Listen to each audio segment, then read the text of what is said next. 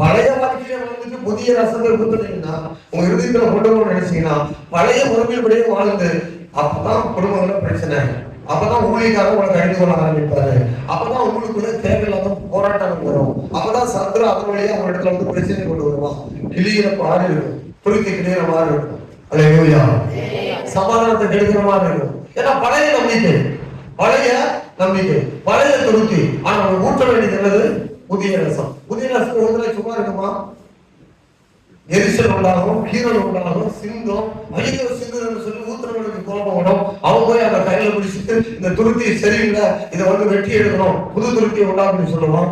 இவ்வளவு பிரச்சனை வரும். அதனாலதான் வந்து தெளிவா சொன்னாரு, பழைய ரசத்தை என்ன பழசம் வச்சுக்காத, புதிய ரசத்தை புதிய துருத்தியில ஊற்றுங்க.